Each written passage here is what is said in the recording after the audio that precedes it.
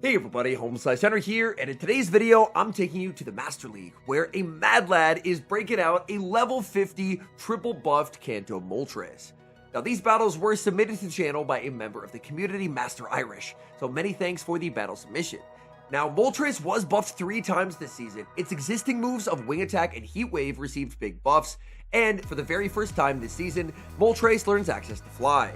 Now, Moltres, definitely more of a pick for fun than for climbing in the Master League, but these battles should be very fun.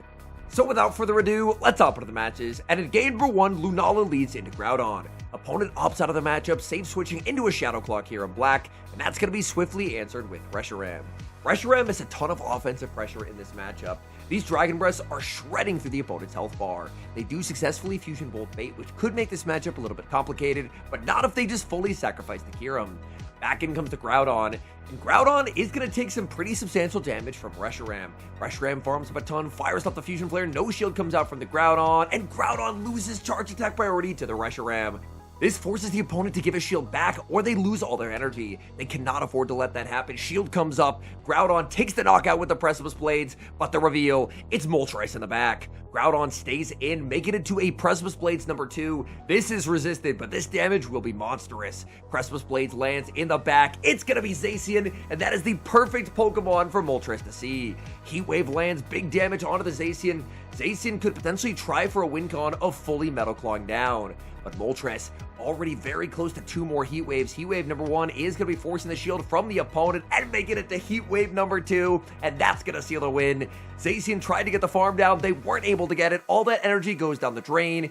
In comes Groudon. Groudon gets farmed down as well, and that is a good game.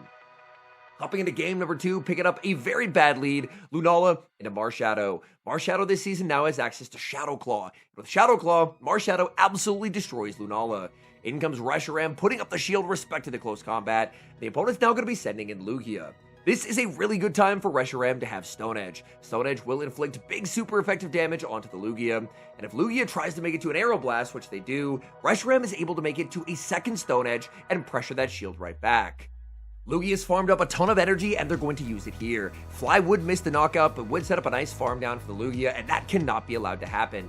So the Reshiram is saved, in comes Lunala. Lunala will get hit with a Fly, but a Fly is a small price to pay for denying that farm down. In comes Marshadow. Marshadow wins charge attack priority, but if they're running Ice Punch will simply fail to take the knockout. Now the opponent has to decide, is this worth going down both shields? They say no, Shadow Ball takes the knockout, and in the back, it's Zacian once again. The fact that people rely on Zacian being punished by this team, as with double fire in the back, Zacian really doesn't have anywhere to go. However, Moltres is not the bulkiest Pokemon around. Behemoth Blade is resistant, but still does some pretty monster damage. Moltres, not quite into the red HP, but not far off. With the Metal Claws, it's going to get below 25%. Zacian now going to fire off another charge attack. Shield comes up. Opponent probably going to go for a switch after the close combat, and they do, as in comes Lugia. Lugia immediately under pressure here, as almost 2 Flies are available on the Moltres. Shield comes up. There's the switch into Reshiram, and able to get the catch. But will Moltres be able to get a farm down? That may be the win con here. In comes Moltres. Moltres just cannot get the farm down. Opponent hangs on 1 HP and takes the win. We move to the next match, picking up a very scary lead, Lunala into Shadow Groudon.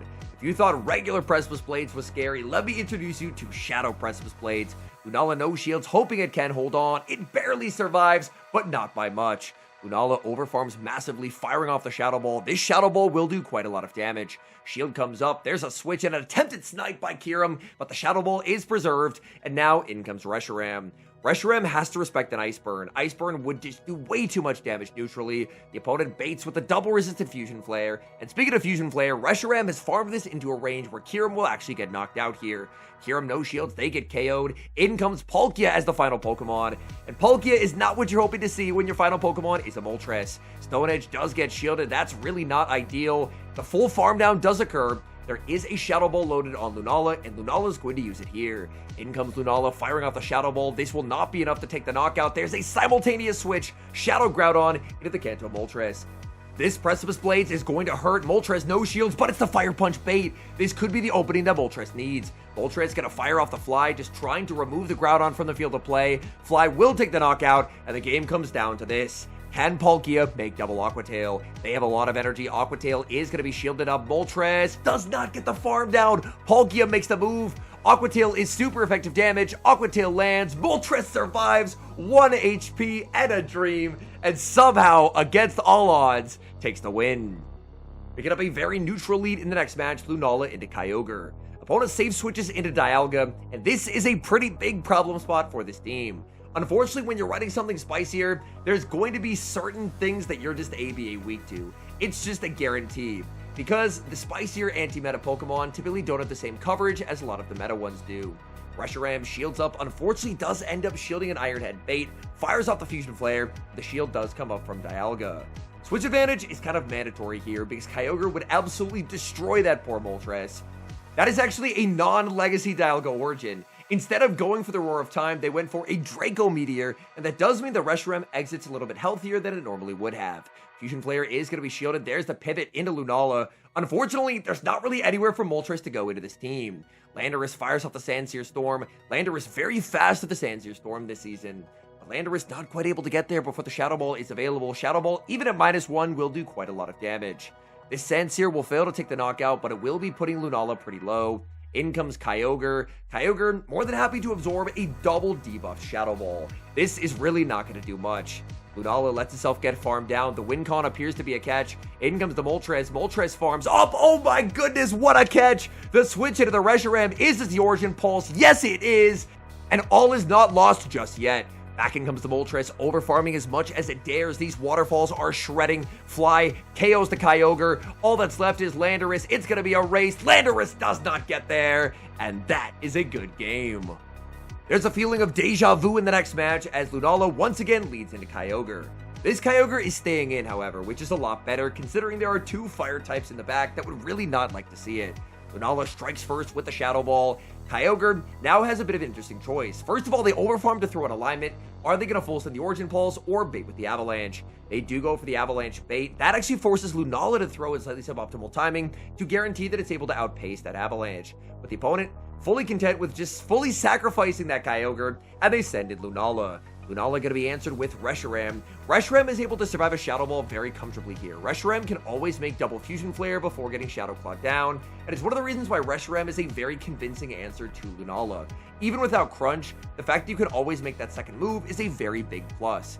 Opponent ends up saving Lunala, and they send in Xerneas to absorb that Fusion Flare damage. Xerneas is able to get the Geomancy down. The good news is that Moltres is going to fully wall the Xerneas, and what a play. Sending in Lunala, getting a bunch of extra energy, and then catching the Moonblast onto that Moltres.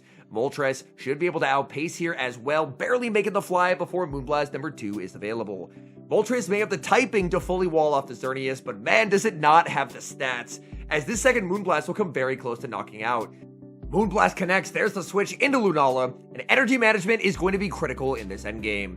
Opponent fires off the Shadow Ball, but in doing so, they do give a free Shadow Claw sneak. Lunala has to ensure that it's 4 away, and that's exactly what Master Irish does. He overfarms to the perfect amount, and that's going to put him 4 off of the Shadow Ball and able to outpace the Xerneas. Phenomenal energy management in the endgame. Shadow Ball KOs the Xerneas and secures the win. We move to the next match, Lunala into Kyurem. This is Shadow Claw, this is a very bad lead. But no, it's not. It's actually going to be a rare Dragon Tail Kyurem. Dragon Tail, not a moveset you see too commonly in the Master League currently, just because if you are running Kyurem Black, you're probably using it to try and break up Lunala cores, and if you are, then you're probably going to be on Shadow Claw since that hits for double super effective. Shadow Ball will be shielded. Opponent did not build up to the free shock there. They are short, and he knows it. Immediate no shield Fusion Bolt, really not going to be a problem. Unfortunately, it looks like the game may have lagged there by a turn, so the Moonblast ends up being thrown on alignment, but luckily the opponent ends up no shielding. In comes Ho-Oh. Ho-Oh going to be answered with Reshiram. Reshiram going to have a very nice matchup here, but as Eternatus hits the field, this could be a problem. I do think that Eternatus is actually a pretty underrated Master League mon this season. Now, obviously, the way to get Eternatus involves spending a lot of money, so it's not a Pokemon that I particularly enjoy being strong, but I do think that it is very strong currently. Reshiram shields up one Dynamax cannon, fires off the Fusion Flare. Fusion Flare is going to be shielded up by the opponent, and what a catch. Saving Reshiram, absorbing that energy on the 1 HP Lunala. And at this point, this game is just over. In comes Moltres. Moltres gets the wing attack down. Back in comes the Ho-Oh, and if Ho-Oh goes for a Brave Bird here, then they're just going to get knocked out by the Fly because they're going to be at -3 defense. They're forced to go for the Sacred Fire. They're hoping for debuffs because debuff would ensure that they survive this Fly just a little bit better. Fly lands onto Ho-Oh. That still does a pretty nice amount of damage. They're forced to throw energy, and from here, this is just Reshiram cleaning up the game and taking the win.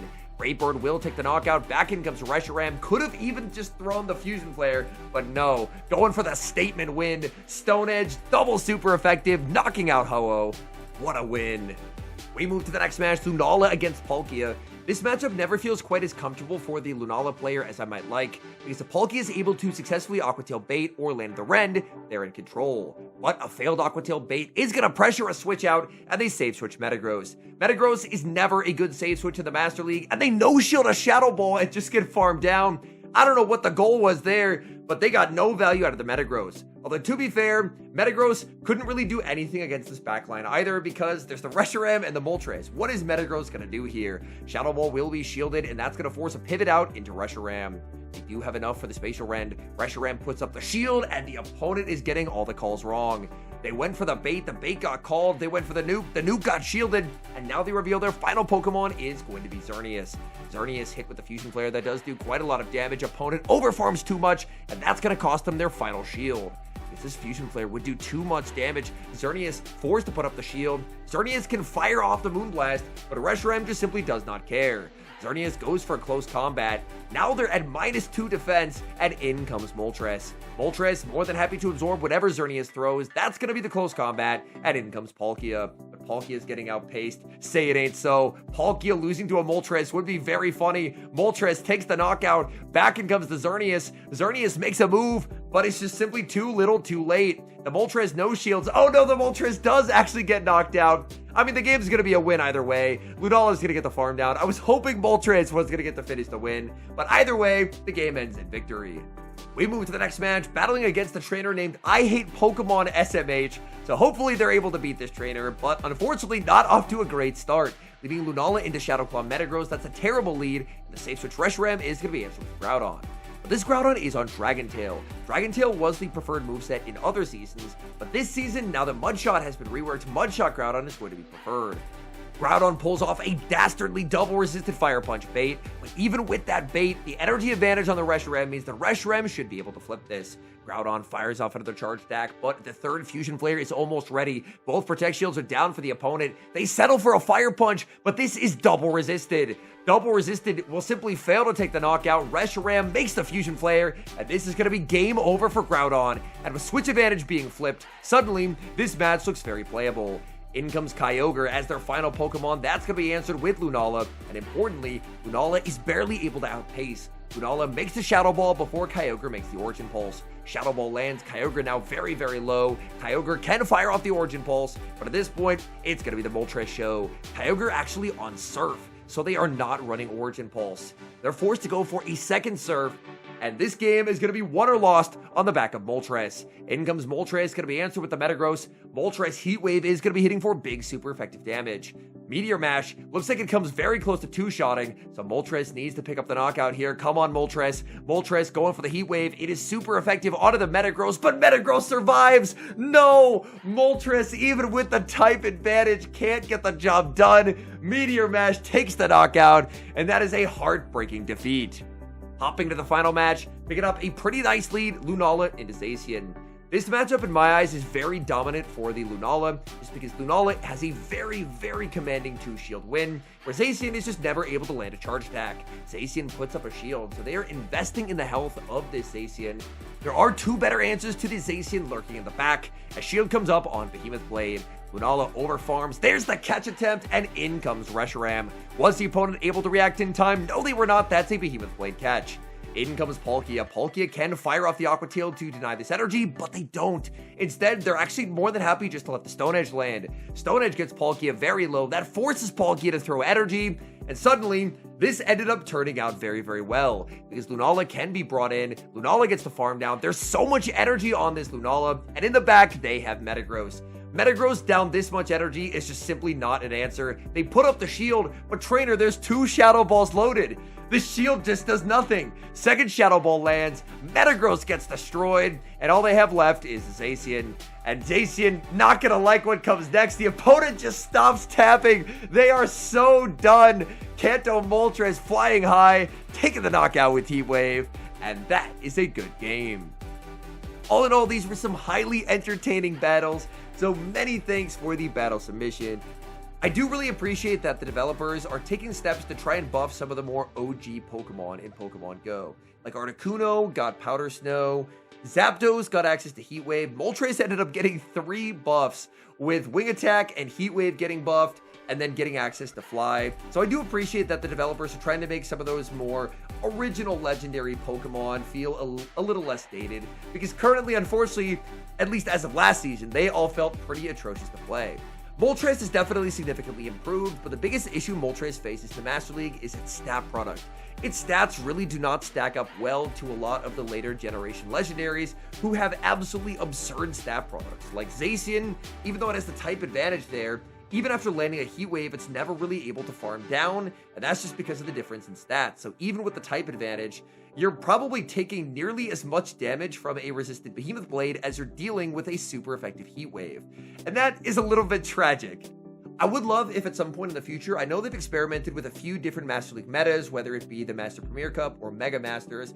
I think a Master League Remix Cup could also be a really interesting idea for a league rotation, where they end up banning like 5 or 10 of the most used Pokemon, and then just have kind of overall a lower power level format. I know they do something a little bit similar with Master Premier, but obviously you wouldn't be able to use Moltres in Master Premier because Legendaries and Mythicals are banned. So I think especially as we've had a lot of these raid bosses again and again and again, and people just kind of passively accumulate quite a few XLs, I think that could be a fun idea. I think it would have to be paired with an open Great League, so that way people who just haven't raided whatsoever would still have an opportunity to play. But for those of us who have raided for quite a few years and just passively have a lot of XLs for mons like Kanto Moltres, that could be an opportunity for a Pokemon like this to shine. Anyways, thank you guys so much for watching. If you enjoyed watching today's video and just Master League content in general, please do help support the channel by leaving a like on the video, subscribe to the channel if you have not, and an extra special thank you as always to our channel members here on YouTube. The support you guys provide to the channel is so sincerely appreciated, so thank you guys oh so very much, and until next time, I've been HomeSliceHenry.